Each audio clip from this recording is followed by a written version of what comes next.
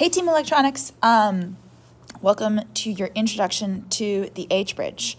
The H-bridge is a component in your kit that allows us to drive a motor both forwards and backwards. So as you learned in your screencast yesterday, that if you have 5 volts connected to this side and ground connected to this side, we're going to get the motor to spin in a clockwise direction. But if you flip the application of 5 volts to the jumper wire on this side and the ground on this side, now the motor is going to spin counterclockwise. This is super useful for let's imagine you're trying to build a car and you want it to be able to go forwards and backwards. It's great that you can change the direction of the voltage and you'll change the direction of the spin. However, it can be kind of annoying to physically flip the leads from 5 volts to ground and vice versa. So there is a component in your kit called an H-bridge that allows you to electrically flip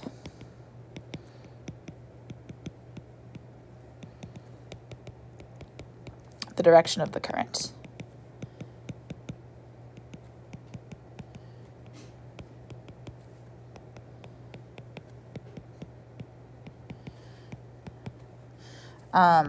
So super useful for any component that you want to flip-flop the direction of the voltage through it to change the way that it is moving. Okay, so how does the H-bridge actually accomplish this? Here is a diagram of our H-bridge. You'll notice that if you look at the center right here, it looks like an H. That's why it's given this name, the H-bridge. All of these lines here, any line that has a little arrow on it that you see is open, is drawn as a switch, but it's actually, within your H-bridge, it's a transistor.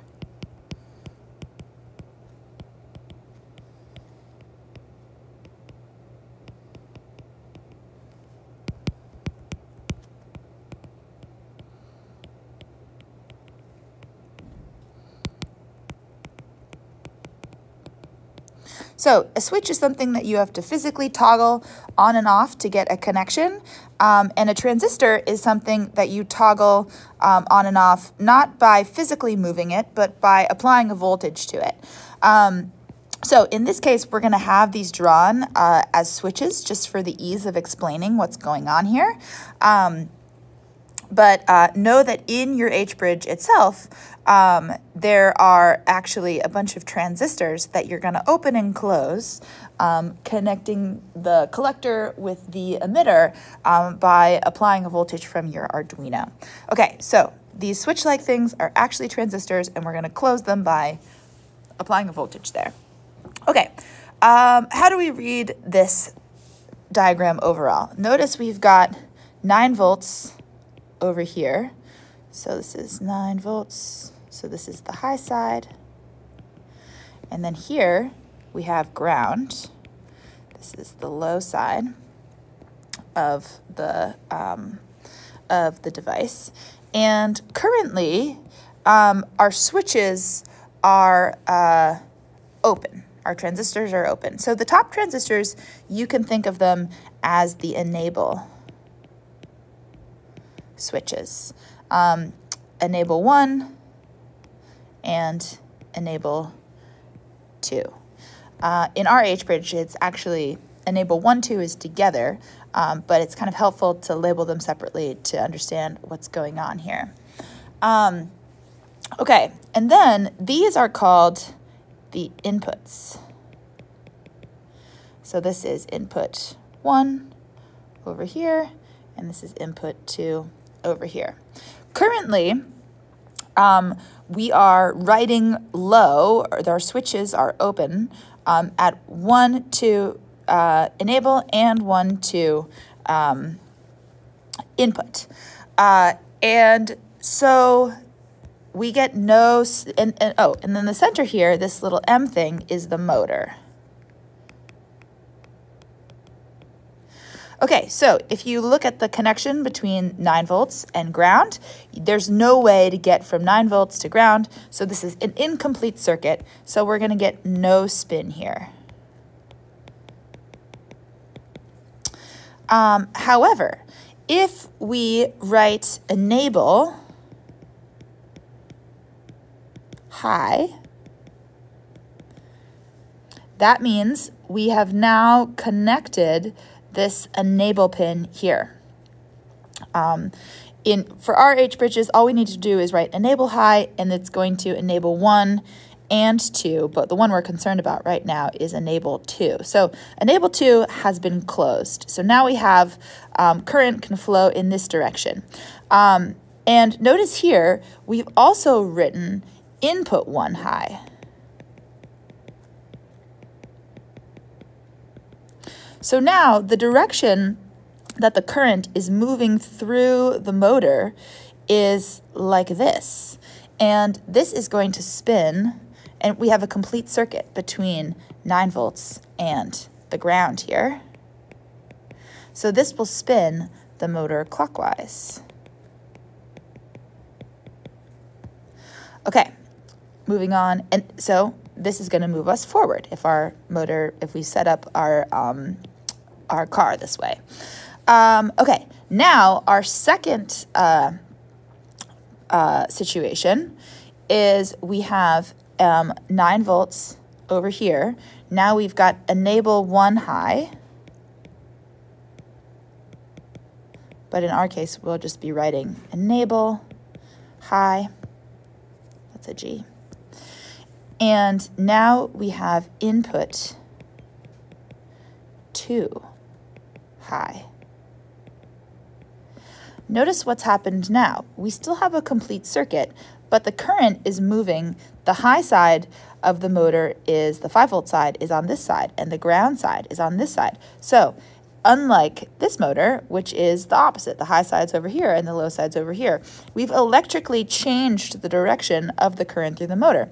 And so now this motor is going to spin counterclockwise.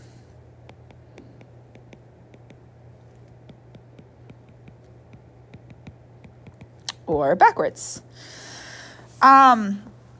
Okay, in this next situation, we've written enable low.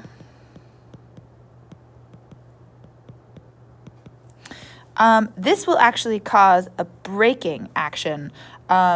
Here, the motor should spin like freely. If you apply, it will just continue to spin, but this will actually break it and slow it down. So this will be stopped.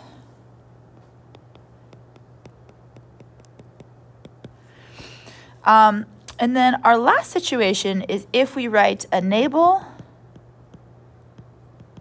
high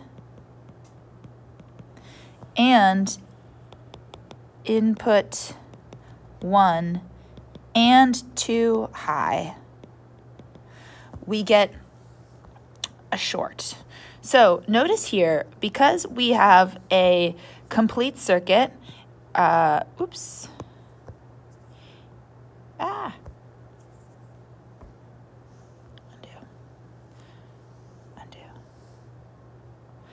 Okay, because we have a complete circuit on this side of the H-bridge as well as this side of the H-bridge, the easiest way that current can flow from 9 volts to the ground here is by skipping the motor altogether. And so it causes what we call a short. We can flow unimpeded with no resistance from 9 volts to the ground on either side here. And so this will lead to total chaos, destruction of your H-bridge.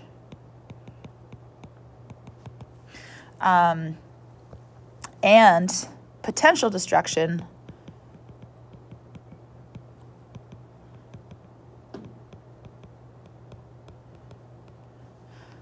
of other components in your circuit.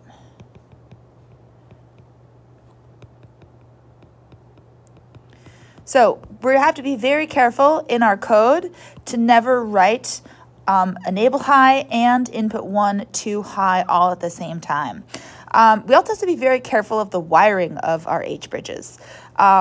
Because if we wire them incorrectly and then write in our code, we turn them all on, we are also going to destroy the H-bridge. You're going to tell if your H-bridge is destroyed because it's going to get super, super hot. Like, you're going to burn yourself if you try to touch it when it's plugged in. And your motor isn't going to work.